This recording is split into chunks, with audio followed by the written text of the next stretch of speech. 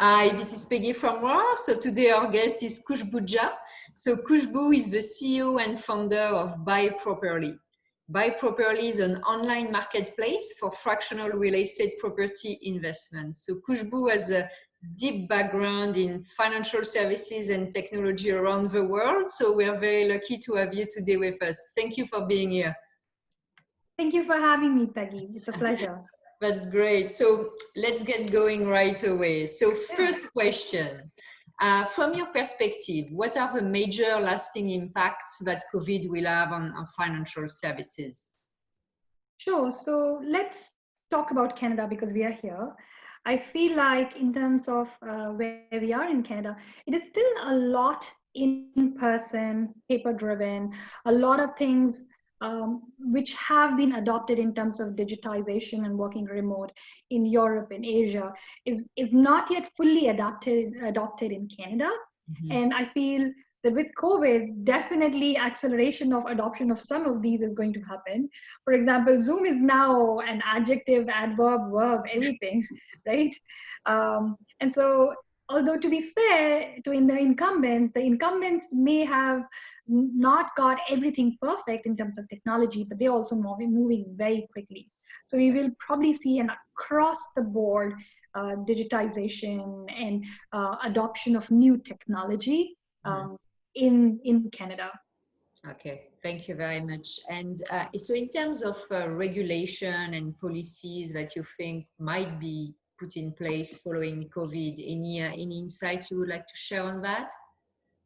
Yeah, I mean, everybody is hoping the new policies favor them. So my guess is all large institutions would want that, hey, given the number of jobs and the kind of impact and the scale that they have, that the new policies are more favorable to ensure that there's no job loss, there's no economic impact, because they are, of course, big movers. The fintechs like myself are hoping that there's more regulation shift towards us, towards acceptance of new technology, new innovative business models and approaches becomes more mainstream, rather than constantly being reminded that, hey, you have to be wary of what the regulators think, Yeah. even when you're trying out new innovative ways of doing things.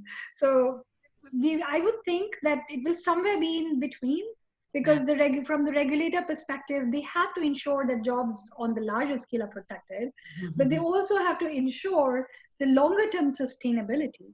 Because for all practical purposes, we don't know when this is ending. There is no vaccine yet.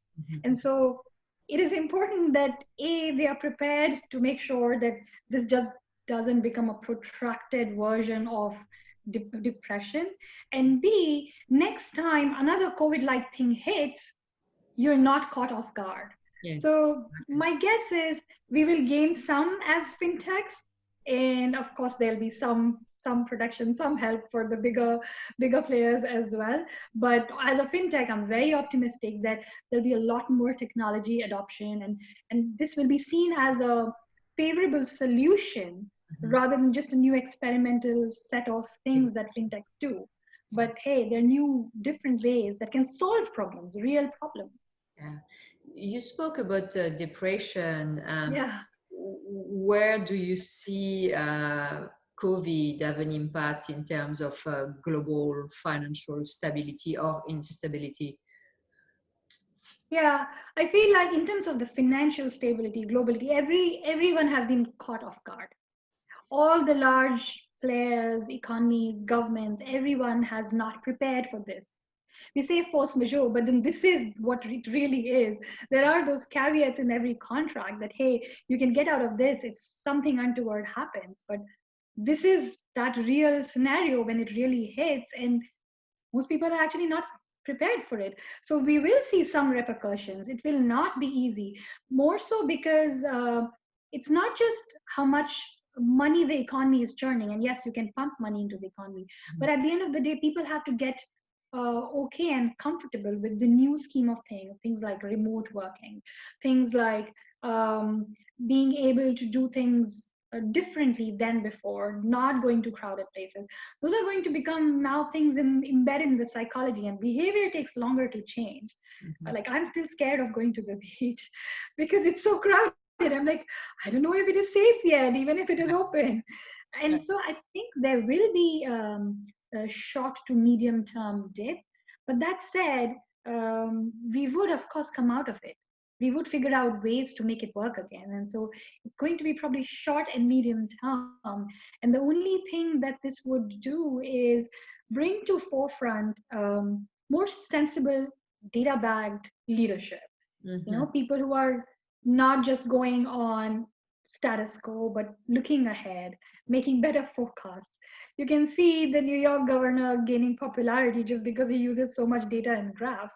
So you will see kind of a shift towards looking at leadership that requires empathy, leadership that requires a more holistic view, leadership that's not very short term, that's more long term, factors everybody.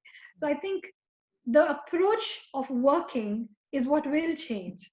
Yeah, well, let's hope your crystal ball is right, and we're going to see more of that type of leadership. I think we definitely need more of that. So, if I change gear a little bit in Yeah. terms of resetting competitive positioning, obviously you mentioned you're a fintech. What type of institutions do you think will benefit from the crisis, and what type of institutions will be the losers? So I think one thing that's going to get tested or has already been tested is how nimble an organization is. Thing like this strike, how ready were you to pick up this change and pivot completely? And the only way to be ready for change or be nimble to adapt to change is when you have thought about all of the various scenarios in some form or manner.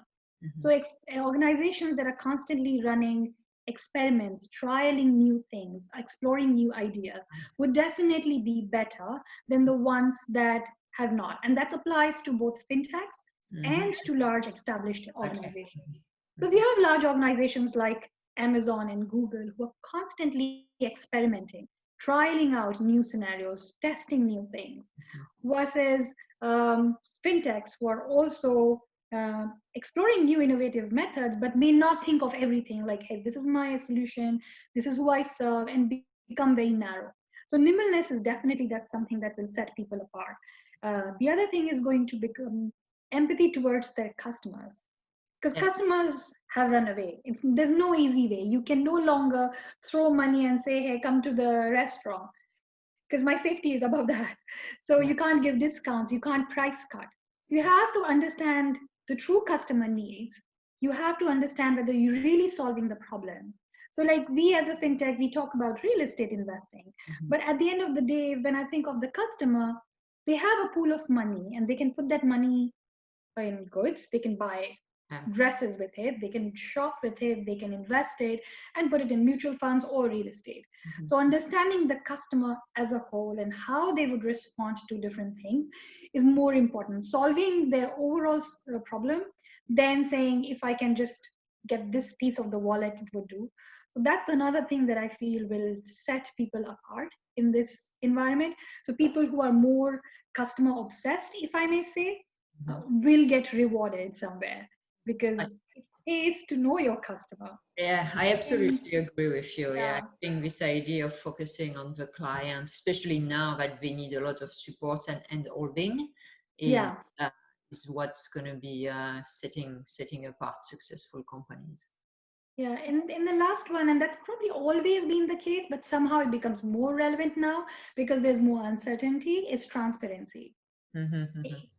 Because the more clarity that we have, the more people are like, this is my cost, this is what it is in every business, it would be better for the customers and they would prefer that over black box. Because when times are tough, people are more judicious about what they do in every aspect. Exactly. No, that's great. Thank you so much. And you mentioned a bit earlier in our conversation the fact that large incumbents, large FIs have been accelerating their digital transformation. Do you want to dig a bit more on that? Where do you see in terms of transformation traditional FIs going? Yeah, I hope they change over from from being more standard, this is the way we do, versus actually saying, okay, this is what the customer needs, so we build stuff and adapt and adopt the whatever is required to serve the customer. So if I don't want to go to the bank branch, I have to spend a couple of hours at one of the big banks um, for something as simple as my GIC, and I needed to just move it to my regular cash, and it was a cashable GIC, but there was no mechanism of doing it over phone, email, or anything. I had to go stand in the branch and actually add to their branch work and crowd, and like the whole with the COVID scenario, that's not ideal.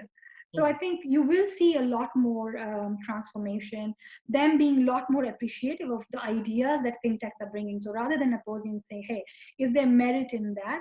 And probably some amount of coexistence to say, is there some way that we can work together with a new nimble organization more closely?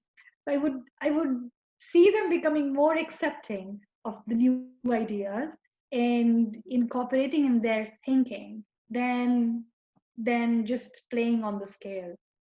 I thank you. I appreciate your thoughts. That's funny because I had many conversations, and we're all clients, obviously, of financial institutions, and we all Yeah, very basic problems. And on one hand, you see all these large FIs trying to work with some blockchain, digital currency. And I'm like, my online app, my mobile app is not working. Do you think I care that you are able to exchange one Bitcoin with a bank based in Israel or Australia? I really don't care. I yeah, want the app to work. So there is this disconnect yeah, between, okay, let's make things work, basic thing like your GIC. I mean, we're not talking crazy innovation. yeah, Yeah. So yeah, I think if let's fix the basic, and then we can go definitely on a rocket ship with innovation. So regarding your own transformation yes. and the impact the crisis had on you, what are the new habits you took, and hopefully the good habits that replaced the maybe not so good habits you had in the past? Yeah, I picked up a lot of bad habits, by the way. That list is much longer than the good list, but I Okay. have one or two on the good list, thankfully. One of them being just the number of hours. So, like working from home, it's extremely tempting to just wake up and go to the laptop and just stay there till you go to sleep, literally. Drawing that line becomes very difficult, and it's like in my house, me and my husband usually sit like 2 floors apart so that we're not interfering in each other's calls, and we just work till whatever time, like it had become endless. So now I've learned to draw that line. Becomes even more important now because there's no physical change, like I'm not leaving office and going home. So now I'm more conscious, saying, hey, I have to start at 8, 8:30, and I have to try and end before 7. And those are like my strict lines, and I will try and not exceed that.